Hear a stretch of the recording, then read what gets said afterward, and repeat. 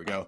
Council of Vienna, again, calls the Muslims faithless enemies of Christ, unclean, and blasphemers. Pope Calixtus III, 1455, says that it is his job to extirpate the diabolical sect of the reprobate faithless Muhammad. So again, what are we contrasting that with? Well, fast forward to Vatican II, after the ecumenist revolution in the Roman Catholic Church, Nostra Aetate III says that Muslims adore the one God living and subsisting himself, merciful, all-powerful, the creator of heaven and earth.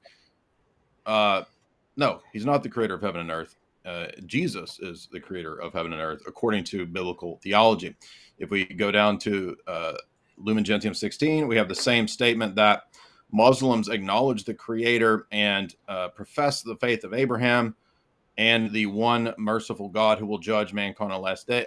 Now, Jesus is who judges mankind on the last day, and Jesus is the creator.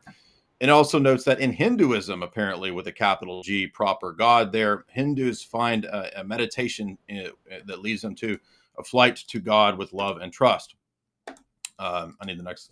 Can I? Here we go. Biblically, how do we have this? Psalm 95, the gods of the nations are devils.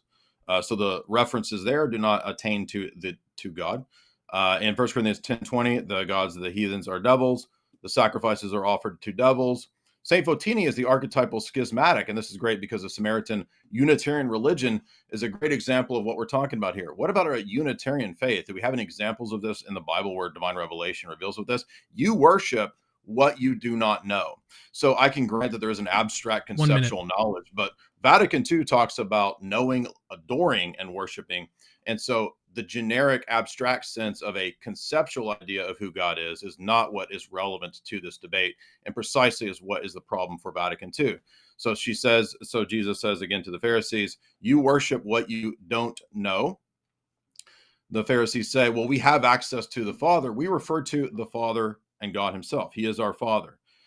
Jesus says, you do not know him. So the true sense of know is to know in this sense, and they do not attain to that. In fact, Jesus says in the Old Testament, it is the I am that is Jesus. Jesus says, I am the one in the bush. It is not a Unitarian God. In fact, Abraham believes in the Trinity.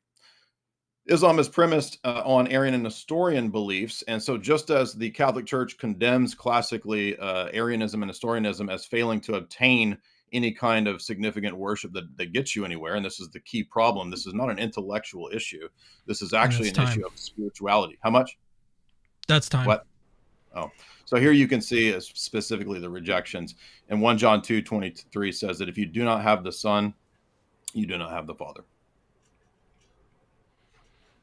All right, now let's move to Father Ananias, and he does not have slides, so I'll just put everyone full screen up here. Thank you. When you're ready, Trent, and Christopher, and everybody. Okay, following the dogmatic proclamations of Vatican II and the last two popes' declarations on the matter, Roman Catholics have affirmed that Muslims and Christians worship the same God, despite Islam having serious errors concerning who and what God is.